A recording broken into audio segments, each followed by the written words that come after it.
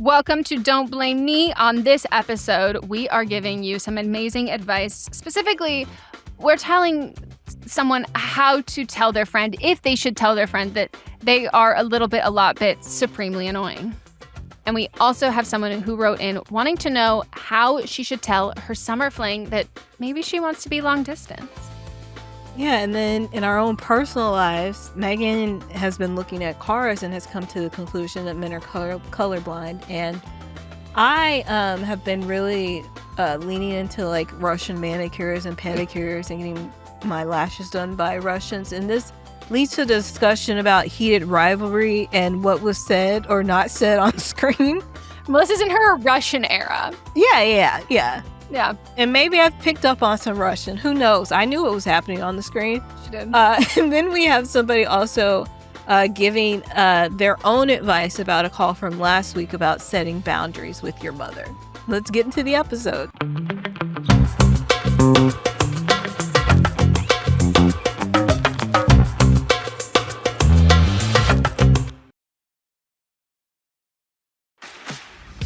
This episode is brought to you by Fox One. Watch all 104 matches of the FIFA World Cup live in 4K for just $19.99 a month with 3 days free. Build your own multi-view, choose up to 3 streams, and follow player spotlights. Stay on top of every moment with live stats, highlights, and instant replays. The FIFA World Cup, streaming live on Fox One. Offers are subject to change. See fox.com for complete terms and conditions. The 2-week pay period, invented in 1938 and still making us wait until daily pay, where everyone can access their money on demand. This is the future of pay. Learn more at dailypay.com. Transfer fee may apply. All right, so let's get into the first person asking for advice. This person is 21, she, her. I have this guy friend that I've been close to for almost 2 years. We always had a little bit of a tension between us. I said that wrong. They wrote it better. We've always had a little bit of tension between us, but nothing ever happened because timing was always off. Either one of us was seeing someone, or we were at school, or life was just getting in the way. We go to different colleges. This sounds like a huge rivalry. we go to colleges, and his school is several states away, so we don't see each other that much during the year. But this summer, we were both back home and started hanging out all the time. Eventually, he asked me out, and we both admitted that we liked each other. At first, we agreed it would just be a summer thing because long distance felt like a lot. We were trying to be realistic and not make it too serious. But then we started spending even more time together, sleeping together, and acting very much like a couple, even though we said we weren't going to be one. Now he's about to leave for school, and I'm realizing I like him way more than I planned to.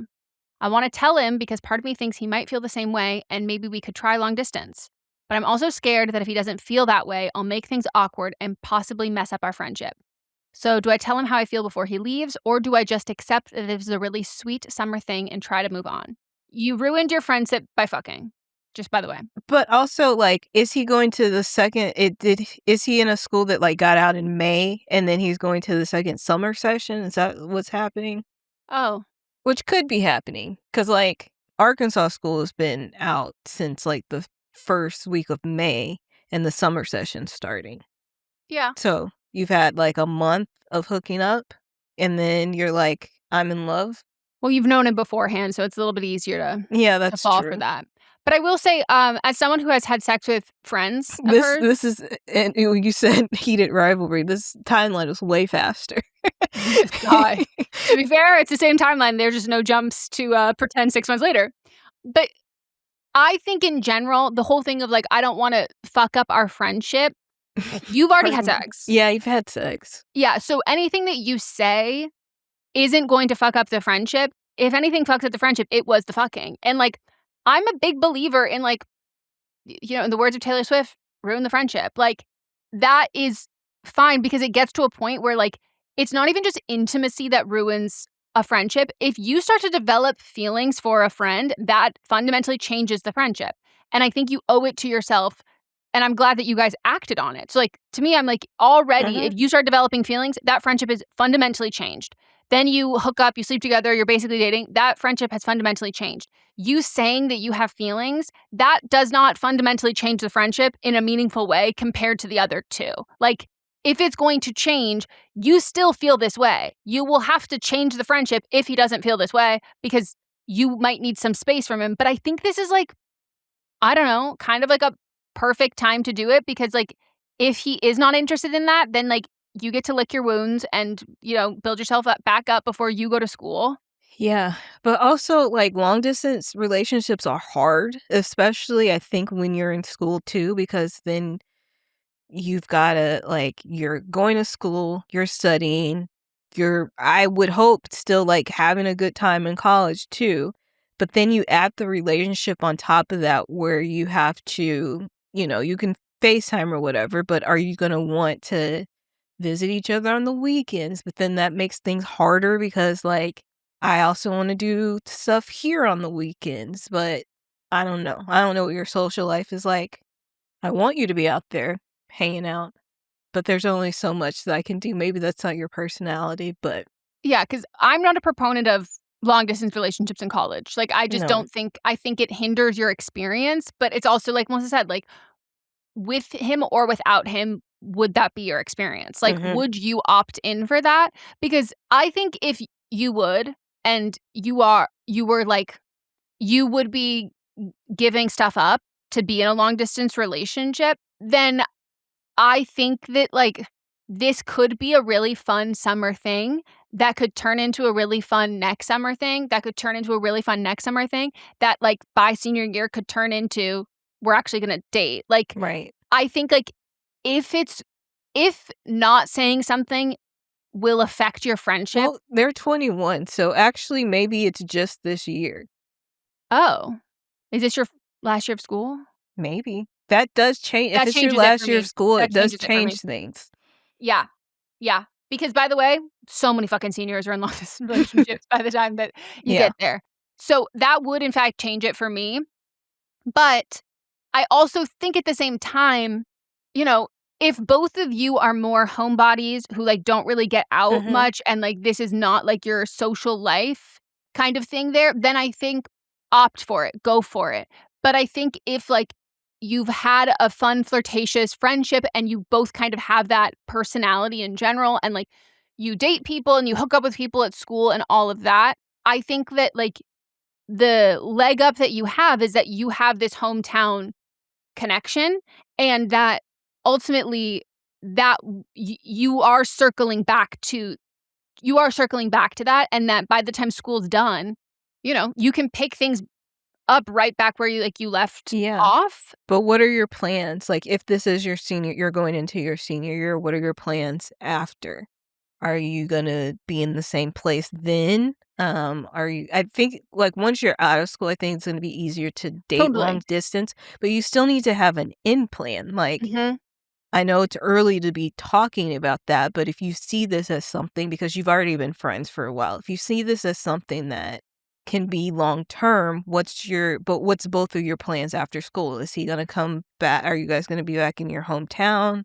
Are you guys gonna also, you don't know what job you might have after school, if Yeah. you have a job or if you're going to grad school. There's just a lot of things that are Mhm. open-ended right now to be thinking about. Yeah, and I think if you, even without this conversation, you would factor in him to your long-term plans. Like, if you would be like, "Maybe I wouldn't apply to a grad school that far away because, like, what if he moves home?"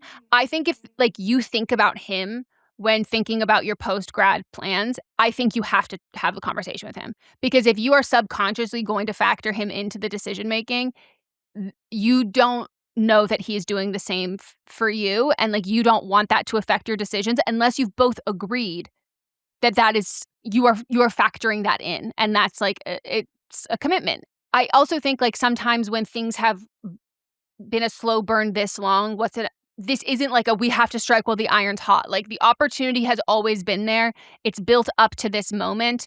Not locking it down within the next, like, month does not mean that that's going to go away because it already took this much time to get here. So I think you can take your time with it. It's just a matter of that mindset for you. But again, also, like, if you're even thinking about factoring him in, you again have also already ruined the friendship. And if that's your worry, I always wonder if you're more worried about ruining the friendship or are you more worried that having this conversation at this point will change the outcome versus if you had had the conversation in 6 months from now. I think sometimes the idea of appearing to be more chill, we think that will change the end result when it doesn't. Like, how you go about the conversation when you have the conversation doesn't change the outcome of the conversation. It just changes the time that you get the answer. Yep. But I love this. This is very romantic. Let us know how it goes. Give us an update. Please. Last thing I'll say is I think you need to have the conversation regardless, because if you don't, then you're going to be sitting here pining for him, and I don't want you to be sitting there like a sad bitch. Like, No. bad bitch behavior. Yeah, glad Go bitch. after what you want. Exactly. How's your weekend? My weekend was good. My in-laws are in town. Did you ride the D? We did not ride the D. Oh, damn. I know. I wonder if we're going to. I mean, they're here for a long time. Yeah. I don't know how long. First you said 2 weeks, and then you were like, I don't know. And then I was like, okay. I definitely think they're here for 2 weeks because they're talking Are they staying about. with you? No. Okay. Wait, what they say? I'm in the room that they would be staying in. Oh, No, yeah. That's right. Yeah. I don't know. Maybe you kicked them out just to record. no, this room is messy still. I've been doing a lot of work You on it. cleaned it but it's- last week. No, I didn't finish cleaning this room. Okay. And I say that as I'm decluttering. I finally put up curtains on one of my windows in my room. Just one. That's but, the stuff you know, that's hard. Yeah. My least favorite one is doing that. But it's been fun. I skipped my nephew's final soccer game because someone had the bright idea to schedule it at 8 a.m. Which I was like, whoa, that's fucked up. Love you to death, buddy. Not coming. That's crazy. That's not me. Yep. No, I'm not going. Which I'm also glad because turns out my niece has the flu. Oh, flu in the summer is rough. I know. I did see her the day before, but she wasn't as bad. So I'm like, okay, hopefully that means I will be able to avoid it. But we've been working on, and by we, I mean Mott's and his dad, have been working on making covers for the planter boxes in the garden. Like ones so like birds and things can't get in, which is nice. And they're going to look really good. And then it's been a lot of watching Love Island. I'm in the thick of Love Island. And this is the first year that I have watched simultaneously UK and US. And they're both good. Good. Which, because one of them usually is bad, right? yes. Usually if UK is good, US sucks. And if US is good, UK is bad. It is showing me that, like, my God, I don't know what happened to Americans, but, like, we got way hornier. They're in the UK, like, it takes, like, about 2 weeks to kiss someone outside of a challenge. And the biggest concern right now in Love Island USA is there are orthodontists coming online saying that someone needs to step in and remove this girl's Invisalign because it's a petri dish for bacteria because everybody's making out and they're concerned for the long-term health of these individuals, that they are just, like, there's too much kissing and, like, nobody's talking about it. And she has an Invisalign and now germs have been spread everywhere. And I was like, ooh, yuck. But yeah. Oh, we looked at cars yesterday. For you? For Mott's. We extended mine for 1 extra month. We thought we extended it all the way to July. Turns out we didn't. They were like, hey, you can return your car now. And I was like, what? Why don't you just buy it? I think that's what we're going to do. But, like, Okay. we didn't want to have to, like, think about that. So that's what Mott says. He thinks we're going to finance it. But we just, like, need to plan ahead of time for that. But Mott's wants... You'll never guess what car he wants, Melissa. I don't, because I don't know his car taste, because as long as I've known him, he's always had a SUV, just a normal SUV. Yeah. Well, unfortunately, his parents were like, that kind of sounds like a fun idea. And I was like, oh my God, you guys, I've been trying to squash this dream of his for years. As long as it's not a Tesla. Was it divorce? I was talking shit about Tesla to both the salesmen at the 2 different dealerships we went to. And they were both like, yeah, fuck Tesla. And I was like, yeah, fuck Tesla.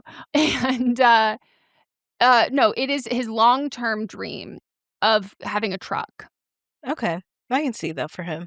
Oh my God, don't tell him. He'll be so flattered. That will fill his head. Ego. Is he comfortable putting his golf clubs in the back of a truck? Okay, so here's the thing. When I told him, by the way, you can't just, like, throw your golf clubs, like, loose in the bed. I told him, I was like, where are you going to put your golf clubs? He goes, in the bed. And I go, how would you do that? He goes, I just put them in the bed of the truck. And I go, you don't know how to have a truck. You have to have a cover. And also, you have to strap them down or you have to put them in something that locks in there. You can't just, like, Why is have that them what I loose. thought of immediately? Melissa, I know, me too. But I'm like, my guy, what? And I also think that, like, he loves the concept and the idea of a truck, but, like, he told me that his dad had a truck before he was, like, born. He had a truck at, like, a certain point of time. But I'm like, there's no way you knew anybody who had a truck. Because, like, that makes no sense. How big of a truck is he getting? So a truck in Denver makes sense to me, though. Yes, but not a truck in LA. So no, that's why I'm asking, because also he's not the greatest driver in the world. I love that he doesn't listen to the podcast because you're correct. But I almost died in a car with him. It wasn't his fault that time. It wasn't his somebody fault. ran a red light. We did almost die, and it was very scary. I brought that up to him, and he goes, "I don't remember that." And I was like, "Oh my gosh, I think way. about it constantly." So does Kyle, and so does Casey. I was like, all of our friends who are in the car think about that all the time. What are you talking about? You don't remember it. I was like, that was crazy. You remember sports facts. You remember that time that we all Maybe almost he just died. Blacked out. Yeah. Well, it was traumatizing. I could see that. It was.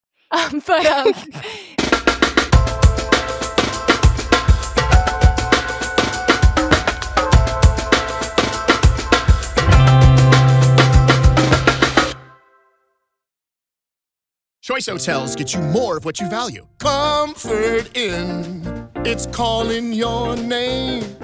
Save on the stay. Oh, and free waffles are yours to claim. Book direct at choicehotels.com.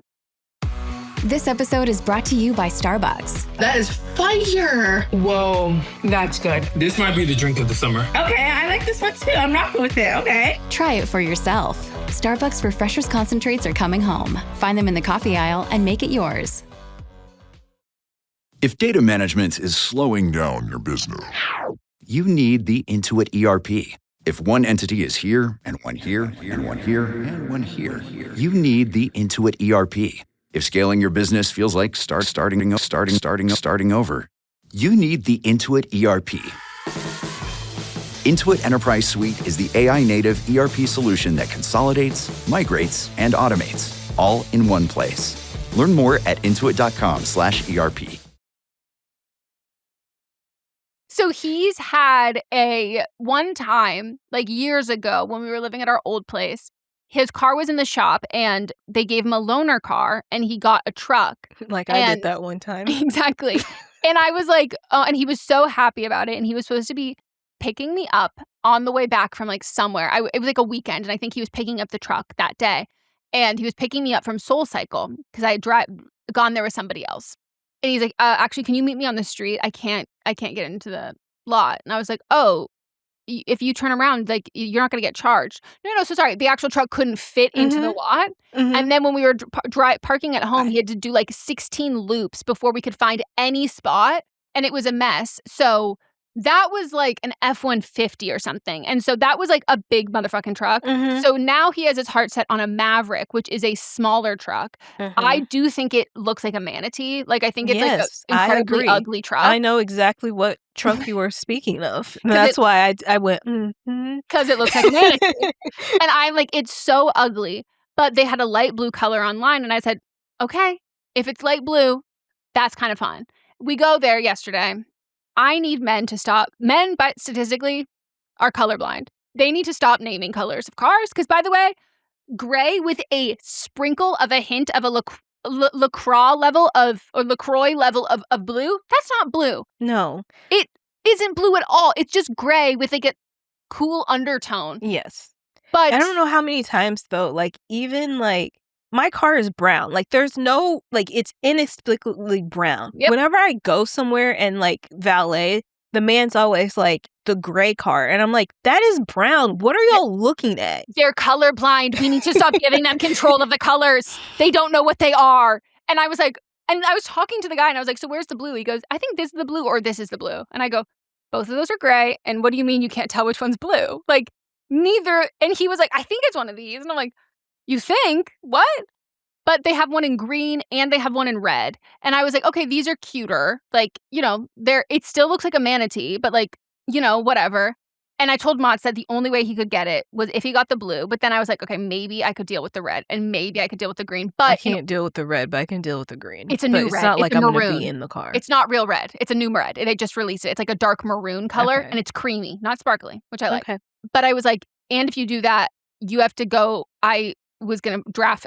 We would draft up a contract with the amount of times we can go to Home Goods and how much money I get to spend at Home Goods, of not my money, that we can strap things in the back, and how many estate sales we can go to. And he's not allowed to complain at any of this, because I was like, this is a trade-off. And also, like, if you get a truck, like, you're going to be busy because everyone's going to ask you to move and, like, haul shit or whatever. But thankfully, once he got inside, he was like, I think the novelty's wearing off, because, like, it's only a truck from the outside and it's kind of just like a shitty car on the inside. And Yeah. like, yeah. And it's very weird. Like, it doesn't have, like, full handles for the door. Like, it's just like the little scoopy thing? Yes. And they're exposed screws. And I was like, this is kind of ugly. Like, it's very unfinished on the inside. And we didn't love it, but it's a hybrid, which is why he, like, likes it. Okay. You're not going to get a cute hybrid truck. I'm already telling that. No, of course not. Of course not. And then we looked at some Hondas, and we looked at the one that both you and Kyle separately said I should get, that I said for some reason it cost $60,000. And by the way, no one believed me. Mott's didn't believe me. Mott's mom didn't believe me, and Mott's dad didn't believe me, where I was like, no, they both told me to get this. And then we looked it up, and it's like $60,000. Like, it's a Honda? Yeah, it's a Honda. Yeah. It's not 60. And I was like, I promise you, it Car is. prices have gone up so And we much. looked, and they were like, why is this $60,000? And I whipped my head around. I go, I told you, motherfuckers. That's so funny that I literally just was driving, and I saw this car next to me, and I was like, oh, that's cute. Megan will look cute in that. And I sent her a picture, and Kyle did the exact same thing. He goes, found your next car. Get this one. It's cute. And I go, already been over this with Melissa. $60,000. Can't get it. But so I don't know what Mott's is going to end up with. He, like, started, like, looking at these, like, big SUVs, and I was like, are you planning in impregnating me with octuplets? Like, why do you need this much space? Like, he looked at a 3-row SUV, and I was like, for what? Like, for all his golf buddies, like, he goes and picks them up, and then they put down the back row, and then all put their clubs back there. Listen, speaking of putting down the back row, the way that was his first question in every car, he was like, can I put the seats in the back on the Maverick down to open it up? And I go, it's a truck bed. You don't need more space. You already have. What else would he be putting in there? He goes, wood. And I go, for what? Like, we have bungee. We just drove with bungee cords with wood on the roof for this project. But I was like, did he get inspired after you couldn't put what were you buying? The frame? By the way. In this Yes, SUV? but all that matters is that some fucking man in a Prius had bungee cords and a dream and a will. And he made that work. We don't need to get a massive car like that.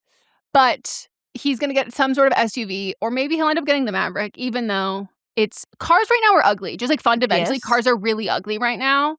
And they've been ugly for a while. And I've been saying this to the whole family. And they are, in fact, a car dealership family. And this is the first year where they were like, you know what, Megan, you're right. These cars, I say every car looks like a gazelle or an antelope. Every car looks like they drove it really fast while it was still drying, and that all of the colors are ugly. And now they all finally agree with me. And I was like, finally, look at me here. I've been saying this the whole goddamn time. But I guess we'll see what car he gets. But he might have a truck, which you should know. I'm not letting him, extend the offer to everyone he knows. But of course, I told him that, by the way, if he gets a truck, whatever Melissa needs with the truck, you got to do. Yeah, I like that. Yep, that was also part of the negotiation. What about, I don't know how much they cost though, but what about the Mustang Broncos? SUV? Are Mustangs good cars? I'm talking about the SUV, not the car. It's still Ford. If you're looking at the Ford Maverick, then I don't know. Maybe we didn't look at that. It's just we cute. were at That's Ford. why I'm asking. Oh, it is cute. I should ask him, because that's one of the dealerships the family has. I know the only ones they don't have. Only one I can think of off the top of my head is Subaru. And I like Subarus. You like the official car of lesbians. That's what you want? First of all, do you know how many Subarus were in Marin County? Like, also, a lot of lesbians in Marin. Like, yeah. I literally love it. That's what Jake's first car was his sister's old Subaru. And I was like, oh my God, I love it. And she called it the Lesmobile. So I was a fan. Our neighbors have one too. Yeah. Yeah. And I asked them, I was like, do you think they're doing any sales for Pride? And everybody was like, what? And I was like, okay. I'm actually not with people. You're not with your people? Yeah. Well, because also I'm like, you guys don't know that, like, that's like their famous Pride campaign. Like, you don't know any of this? And they were like, no. And I was like, oh, okay. But I'll ask him if he likes this one. Coco, what kind of car do you drive?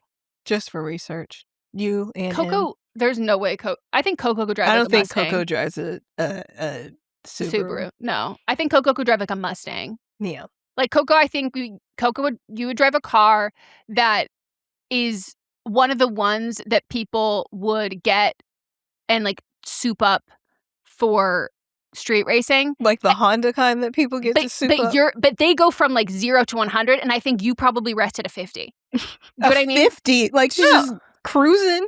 No. I'm saying that like 0 is the base Honda that you walk off the lot with. 100 I thought is you like meant miles per hour. No. I'm saying like they soup it up to a level 100 where like the paint job, it's scraping every gutter you've ever seen. Like it is completely banged up.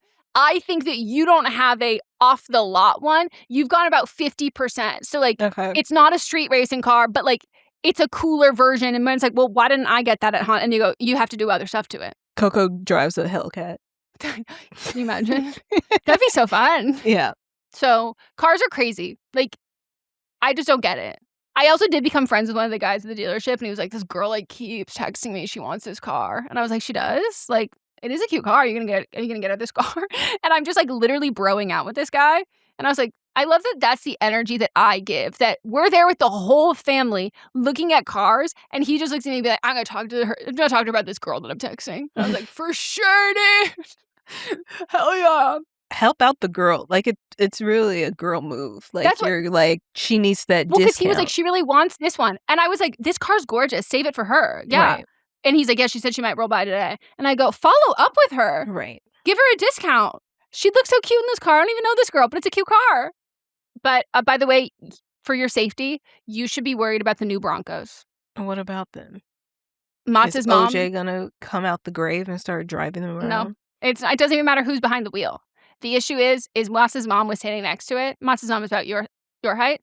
And I said, Diva, they're not going to be able to see it. The car is about 5 inches taller than she is. They had to get it jacked up because Melissa, it's dangerous. It's so scary. I have dated someone that was driving one, and it wasn't that high. It's the new one. That's what I'm saying. I'm just like, this is recent. New Bronco height. But while I'm driving, I'm always terrified of somebody. So I always like speed around people. 80 inches tall. 80 inches isn't that high. What are you talking about? I'm just saying, that's not that tall. That's 6'6". Like, that's not tall for a car. But it's the top part is, it's 90% of the height is the bottom of it. So like even up to me, it was like up to my boob. And I was like, holy fuck. But I kept thinking about like, in like, that it would be like a Fast and the Furious moment, that like it would just like, your car would go underneath it and it wouldn't even see, and you'd be fine. Yeah. But you would just, as I'm driving, I'm more concerned about 18-wheelers, but yeah. I'm always very conscious of what's around me while I'm driving. Yeah. I was more concerned about as a pedestrian, because I think you'd be safe in your little car. Yeah, I think as a pedestrian, I worry. I don't walk outside that much. You don't have to worry about that. Good. I told Monty's mom, I was like, and I told Monty's dad, and I said, watch out for her near those Broncos. I'm afraid they won't be able to see her. I'm genuinely afraid of that. And I asked the guy, and the guy goes, yeah, they're pretty tall. Pretty big. All right, we're going to take a break. And when we get back, we're going to give some more advice and then learn about my weekend.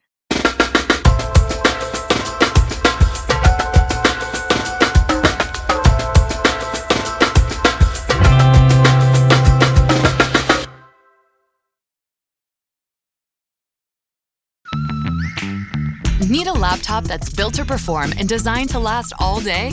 Select Windows 11 PCs starting at $499.99 are now at Best Buy. Learn more at bestbuy.com.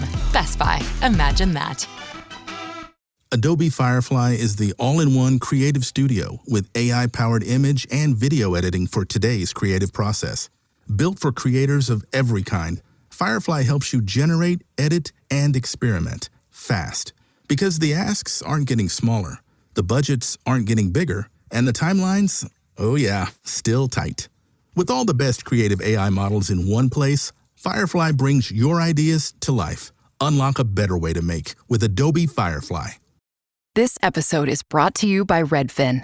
You're listening to a podcast, which means you're probably multitasking. Maybe even scrolling home listings on Redfin, saving homes without expecting to get them. But Redfin isn't just built for endless browsing. It's built to help you find and own a home. With agents who close twice as many deals, when you find the one, you've got a real shot at getting it. Get started at redfin.com. Own the dream. We're back. All right, here is the next one. I'm 28, she, her, and I need advice about my best friend because she's basically two different people depending on whether we're alone or in public. One-on-one, she's amazing. She's funny, thoughtful, supportive, and genuinely one of my favorite people. We can talk for hours, and she's been there for me through some really difficult moments. But in a group, she becomes so abrasive. She's loud, interrupts people, talks over everyone, and somehow redirects every conversation back to herself. One time, a friend announced they were pregnant, and seconds later, we were all listening to a story about the time my best friend thought she might be pregnant after missing one birth control pill. And no, she's not a Leo. I don't believe in pseudoscience anyway. The problem... Megan's making a face if you're not watching on Spotify or Patreon. The problem is that my other friends have started complaining. People have told me they feel ignored around her, and I've noticed some of them barely speak when she's there because they know they'll probably be interrupted. Now I feel stressed planning birthdays, trips, dinners, or even casual hangouts. She's my best friend, so I want her there, but I also spend the entire time managing the energy, pulling quieter people back into conversation and apologizing with my eyes. I feel terrible because I love her and I don't want to exclude her, but I'm starting to dread being around her in groups. Have you ever thought about like sprinkling some Adderall in her drink? 'Cause it sounds like she needs it. Microdosing. Yeah, have you ever considered microdosing your friend with a stimulant? I know it sounds counterintuitive, but that's actually why it works. Because, you know, she's not a Leo, but she certainly does have ADHD. And as a Leo with ADHD, I am feeling very seen. But this is annoying. And this is a trait of mine that, like, I don't find cute or endearing. It is annoying. And, like, I'm not offended when people have to be like, hey, stop, like, or like, you know what I mean? Like, it's just either it's not ADHD and she's just like an incredibly self-involved, selfish person, but that's not the person that you view her as. Mm-hmm. But I think that, like, I don't know, like, I would, if I'm doing something stupid or bad or like, whatever, I think the highest compliment you can give a friend is telling them about their behavior that's, like, not okay or that you expect more of them, because that tells me that that friend doesn't view me as my bad behavior. Mm-hmm. You know what I mean? They view that as, like, a byproduct of something that, like, I either cannot control or I'm not that I cannot control, something that I'm not consciously doing. And it's something that I need to know about so I can course correct. But if I think if you never tell someone about this, then that is saying that they are that behavior. Yeah. And it may be like to the point where when you're one-on-one, it's fine because there's only two people to give attention to. And so when she is in a big group, maybe she feels like she doesn't I don't know how when she was younger, maybe people told her she was shy, or maybe people told her, why don't you talk more? Or it might be to like she thinks this is how you communicate, is that you're constantly talking, but she's not listening. She doesn't understand the listening part. She's a great conversationalist, but like everything is not always about her. The pregnancy thing is wild. Like it is, but that to me is so ADHD because it's like, oh my God, the way the it's point connecting of the connection. dots. And now I'm trying to, be connected, but there's a time and a place in the way of doing it. And this was not the way of doing it. And the audience. Yes, like, or the audience. Not the people. And I have that issue where I will like try to, I think I'm connecting with people. People be like, you don't know the well enough to do this. This is coming off as off-putting. And I'm like, oh, thank you. And so like when you and I met, I like that about you because when we met, I was an assistant and like Megan didn't treat me like I was an assistant, and other people, not everybody, but like some people would industry still standard. Industry standards were, and like within months I was a producer, but like it was just like in that time period, and I was like, this girl is cool. She like talks to me like I'm a normal fucking person. I like that. But like sometimes people just don't know what to say. And so, or they aren't comfortable in the quiet. That was Or my other one. or they just aren't great at grasping what's the gravity of everything that's going on. And so I think as her friend, as her best friend, it is your duty to let her know. And you know her better. Mhm. You say that she knows you like very well and you know her very well. Just take when you're having one of your one-on-ones, just let her know. You know how to approach her and talk to her about things. It could hurt her feelings, yes, but I'm sure if she reflects on it and she knows that, you're coming from a good place and you're like, of course I want you to be everywhere, but I Yeah. want you and everyone to feel comfortable.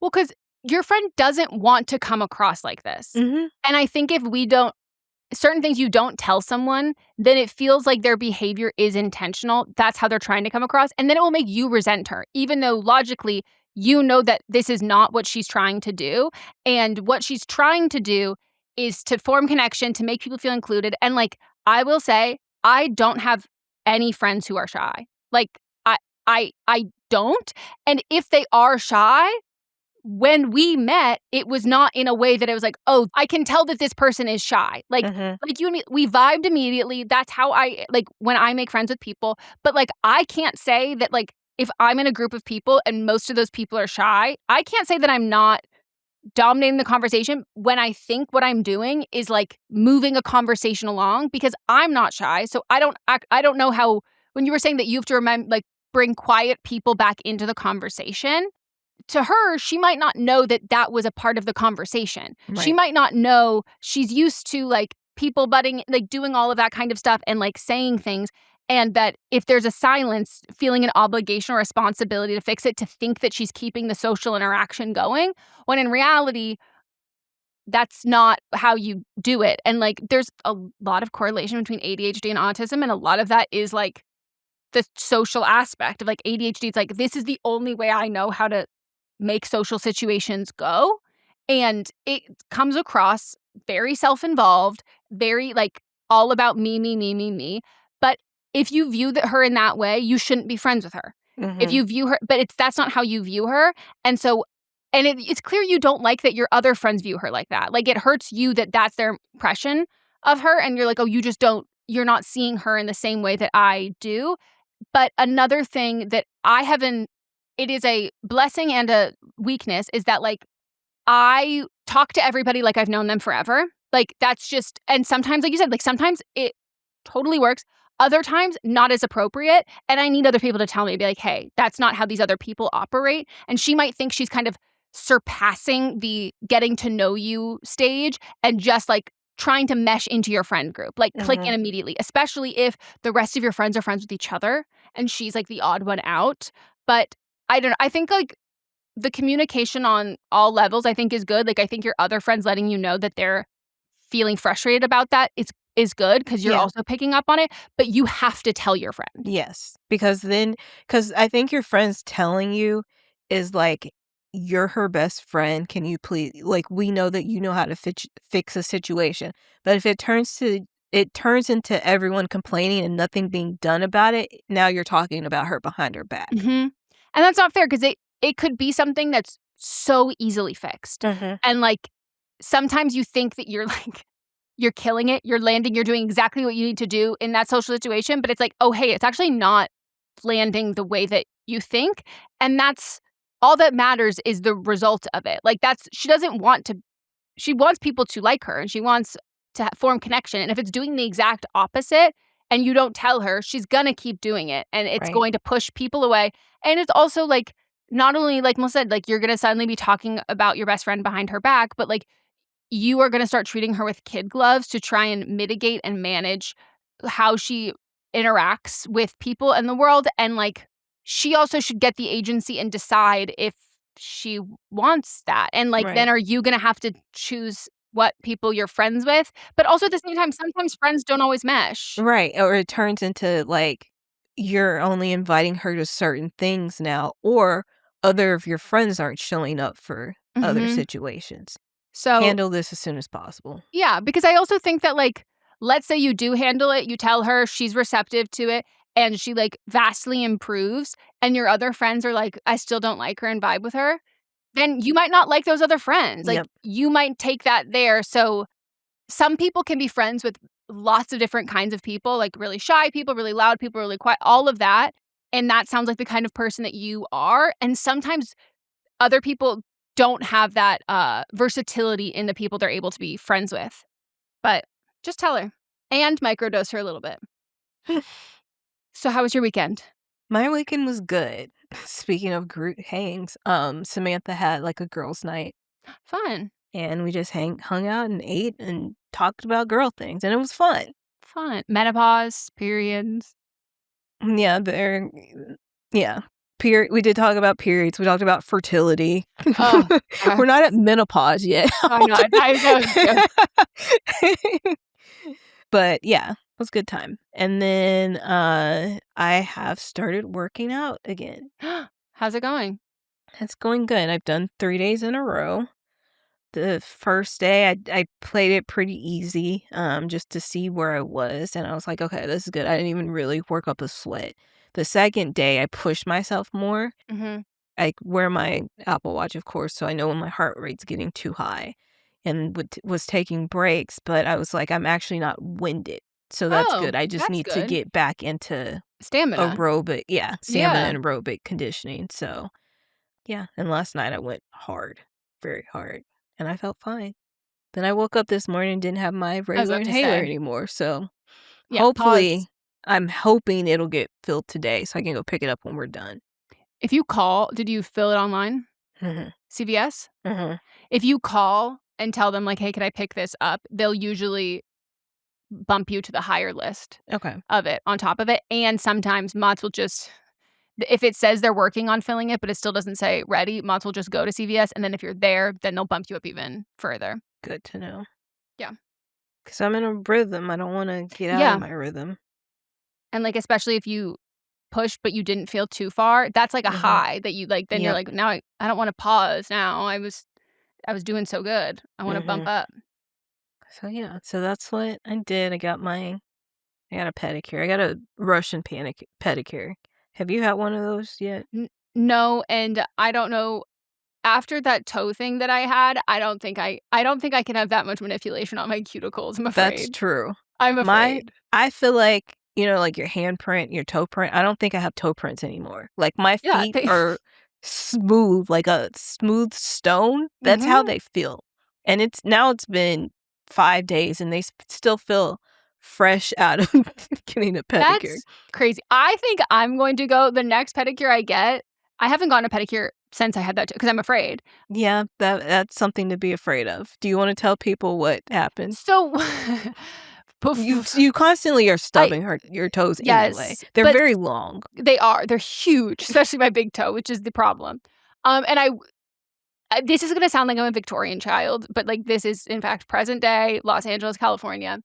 And people think LA doesn't get cold. LA does get cold. And I'm cold right now, but also it was just because I had the temperature in like 64. But I'm cold right now. That's why my shoulders are up she's to my shaking. ears. Yeah, she's chilly.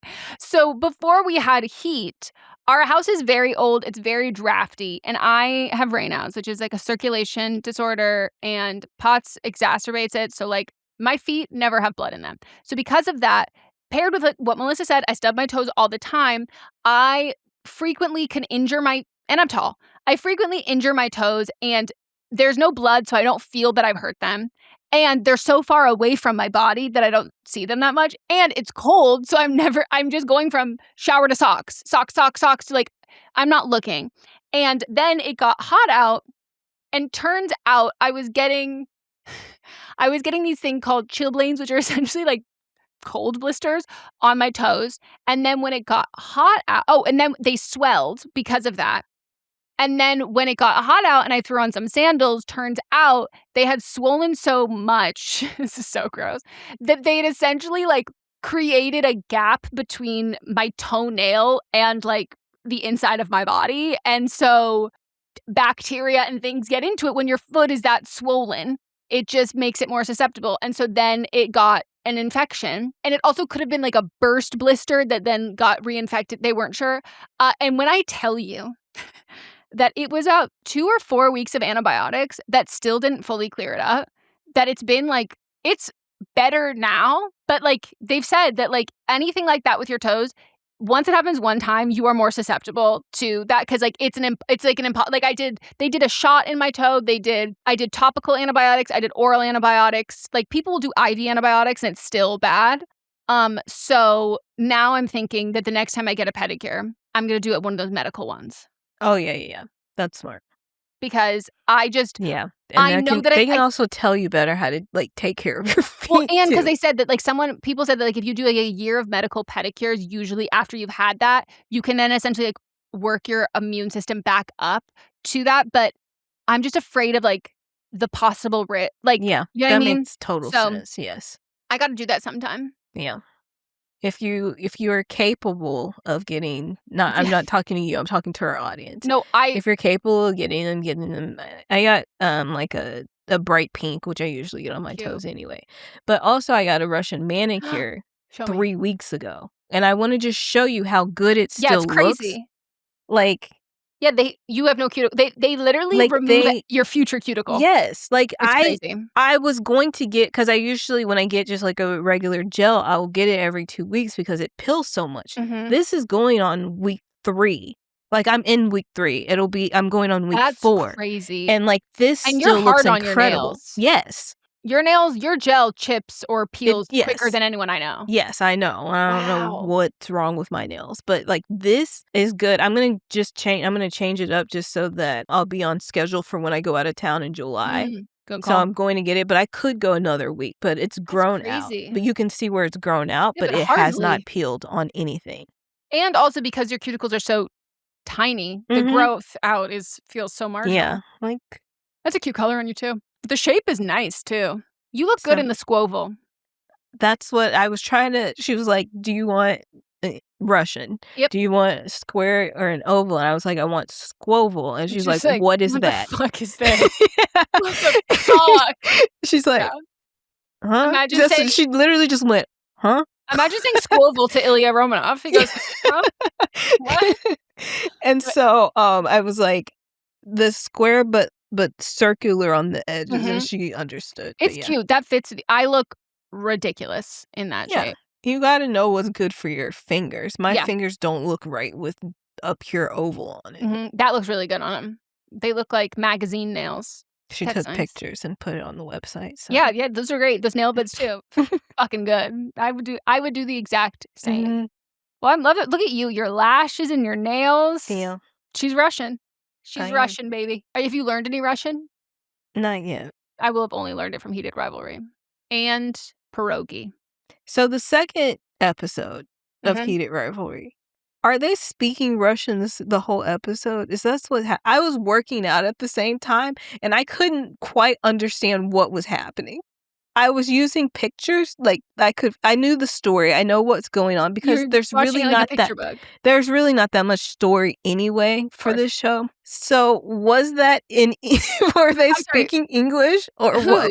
Who speaking English? When Ilyana was with the other Russian people. Not his name, but for sure. When Ilya was with the Russian people, were they speaking English or were they speaking Russian? So wow. I was about to make fun of you, but now that I think about it, that's kind of a good question. Was I reading the subtitles? There was no subtitles on my screen, so that's what I was confused about. Did they access? Because when I was watching episode 1, I was watching it on my TV, and there were subtitles. When I was watching episode 2, I was watching on my computer while I was working out because I had my workout on the TV, and so I was hearing it, and I was like, I don't know if I'm hearing. Are you having a stroke, or was it in Russian? Is that and did I accidentally cut off the subtitles? The subtitles are built in. Well, then there were no subtitles. Changed the language to Russian. There was no subtitles on my screen. Wait, so who was he with? Was he at the party? He was with the girl that he's fucking, Svetlana, and then the other dude that's interested in him too. And they were doing coke in the bathroom. So it was, in fact, either in English and you were having a stroke, or there were I subtitles that was you weren't working out watching. and could not fully hear it because I was on the row machine. Yeah. So Okay. I'm saying whatever it is, I wasn't having a I know. stroke. I'm No, just saying I know. wasn't That was having just a the stroke. alternative. I'm But, just like, saying I was on the row machine. I could not fully hear what they were saying. Everything that was like without a Russian accent, it sounded clear in English. But the Russian stuff, I could not understand what was being said. it was I know what they said, so that means they were either speaking in English or there were subtitles. Okay. So that's yeah. I know what happened in the scene. Okay, so I in fact actually think maybe they were speaking English or you were also reading the subtitles. If There you was just no don't subtitles. remember well. I know for a fact there was no subtitles. Okay, so then I don't think we know Russian. So I think they were speaking English. But like to be fair, No, I can't really I remember. could tell what was happening just visually. Svetlana set them up. They went to the bathroom. They did some coke. He She didn't left. do coke. Huh? Ilya didn't do Well, coke. the man Well, that he was already annoyed in with there. Ilya. He's like, you're not even fun anymore. You don't even Yeah. do coke anymore. Right. I understood all that. Well, I don't think you're picking up on that dialogue from vibes. I think you must have heard it or read it. I did not. There was nothing to read. There was nothing to read. You heard it. Then I'm wondering, why were they speaking? It is Maybe just because they were speaking Russian for so long, they just made it so that they were speaking in English. Yeah. I always find it funny when there'll be like a movie and it's like set in Germany and everybody is German, but they're just Germans speaking with American accents. And I'm like, that was really weird. Like, you could just have them not be there or like have them speak German. Mm-hmm. I don't get it. Oh, but yeah. And then the Olympics at the coffee shop. I was like, are you kidding? This is the Olympics? Okay. If you want to hear more about our heated rivalry discussion, join us on Thursday for But Am I Watching, where we discuss the first episode of Heated Rivalry. So I guess we're kind of speaking about it out of order, but we give a full breakdown. Yes. On Thursday. All right, we're going to take a break. When we get back, we will get into another one.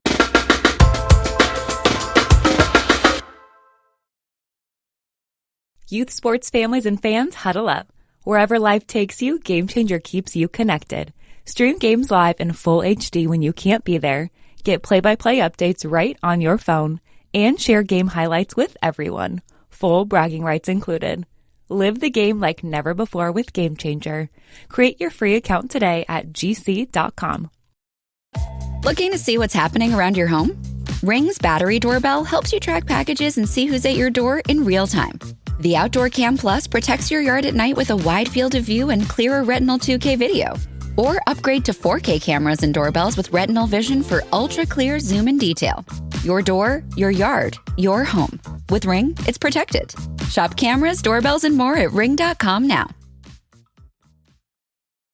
Hey, I like your new RAV4. Thanks, yours too. What does RAV stand for anyway? To me, it's the Remarkably Advanced Vehicle. Really? To me, it's the Runway Approved Vehicle for its amazing style. What about Remarkably Adaptable Vehicle because of its versatile cargo space? Or Really Admired Vehicle? Oh, or Really Awesome Vehicle. It really is the Recreational Activity Vehicle. The stylish 2026 Toyota RAV4 Limited. What's your RAV4?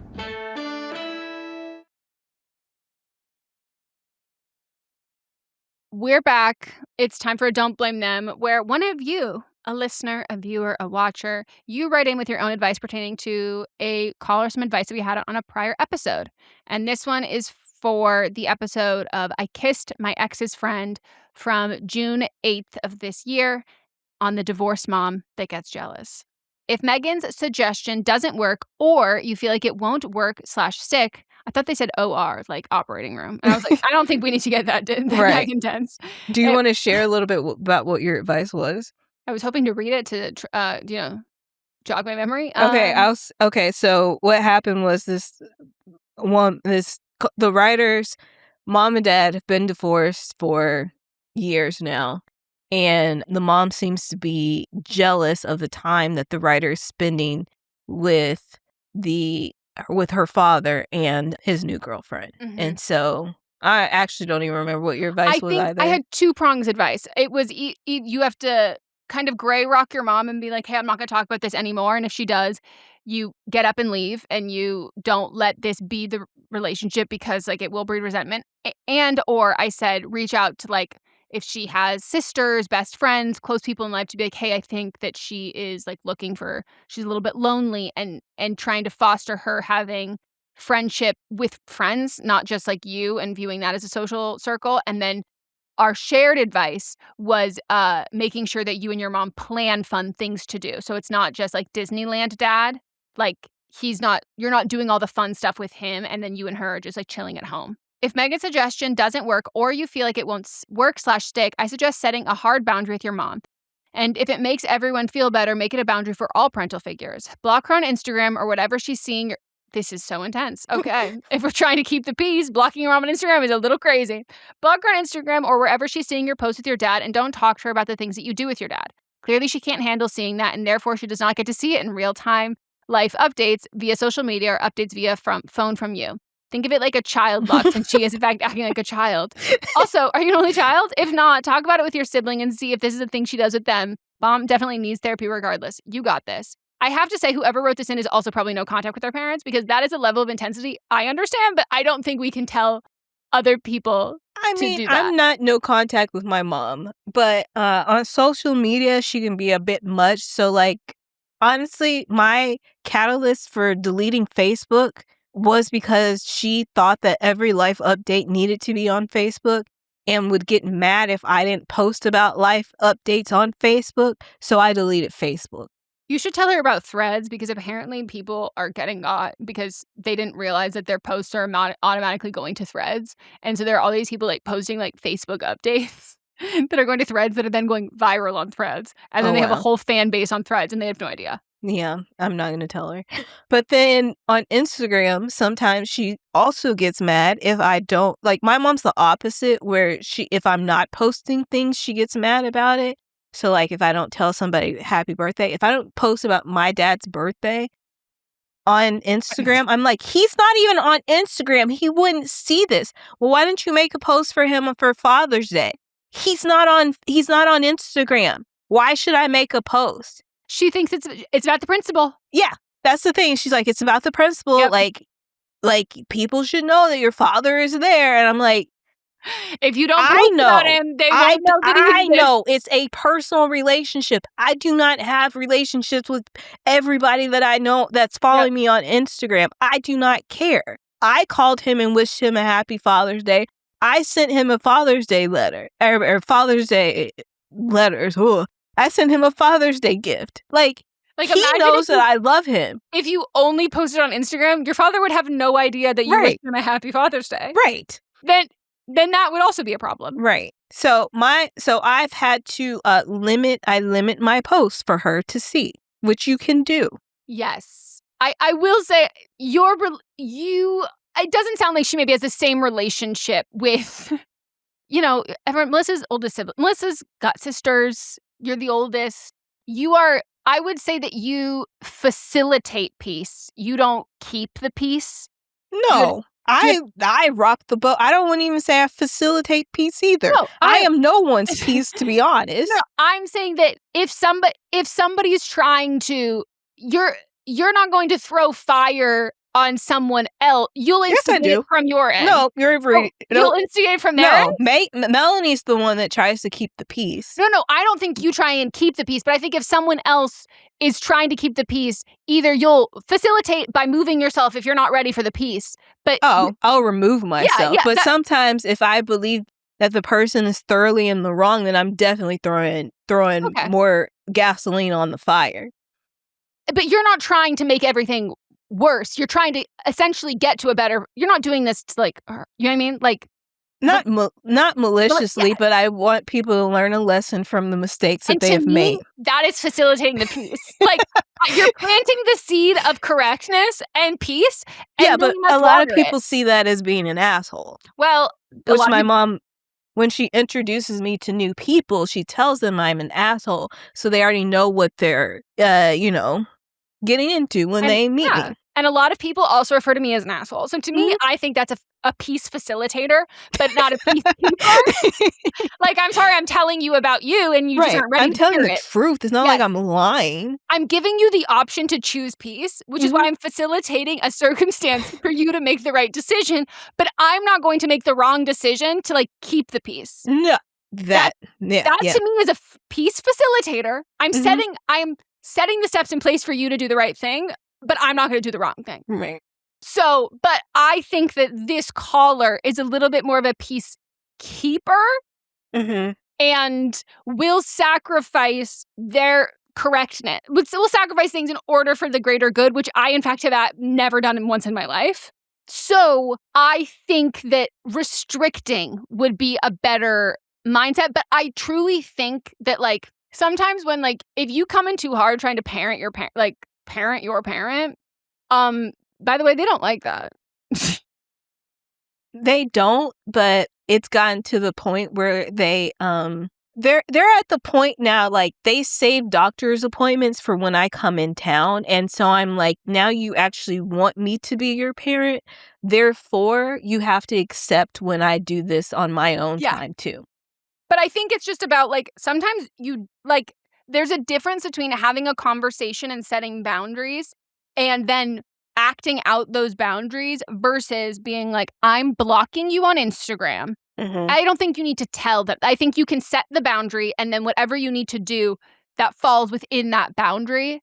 But I agree that mom definitely needs therapy. Yeah. But I think one of the greatest things on Instagram is just restricting people. So they think it's that one of they my see favorite things in and the they don't. world. Yeah. My list is so long. I'm surprised I haven't got to the point where there's too many people on the list. Yep. I will restrict someone for, like, just a time period because, like, I don't want them to see something from a time frame. And then I'll look back and I go, I'm actually going to keep you on probation. Right. You gotta earn your way back.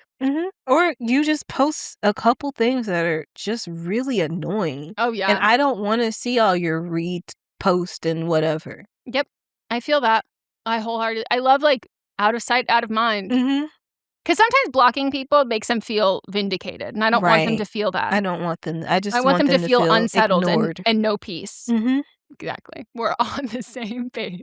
I love that. Well, let us know, listener from the original one, if you've been able to set those boundaries and if those things have come. And again, end of the day, when all else fails, lie. Right. Lying is okay. It's honestly okay. a necessary As long as evil. it's not hurting people, then I'm fine with lying.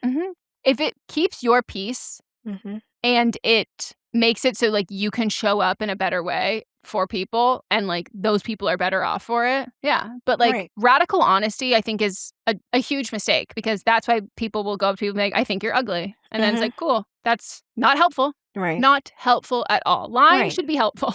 Yeah. Like, and for example, with this caller, when your mom's like, what'd you do this weekend? You don't have to tell her you went apple picking. You could tell her that you went apple picking and your dad's girlfriend shit her pants. Like, you could, like... Or you can just not even tell the story. Yeah, you can just be like, oh, not much. What did you get up to? Yeah. You don't have... If people want to have their feelings hurt, the more information you get, they will hurt their feelings. Like, you can't... The information you give people, they are at the beck of... They're at the helm of how they react to that. No matter how you package it, if they want to be upset or if they are upset about it, no matter how you phrase it and you do that to them, they're going to digest it in the same way. And so sometimes those people just don't need to know because they're just going to be upset regardless. So best of luck. And person who wrote in, let us know if you're no contact with your parents because I feel like I was picking up on that vibe. And if so, I see you. I understand. But otherwise, you run an incredibly tight ship with your parents. And that's incredible. That's remarkable. And I would guess if that's the case, you are also either the youngest or the oldest. And if you're youngest by a lot. And they had no idea what was coming when you came out. All right. Well, that's the end of our episode. Woohoo! Thank you so much. Join us on Thursday. Again, as we said, we'll be talking about heated rivalry. And then Monday, we'll be back for a new episode of Don't Blame Me. Woohoo! Bye.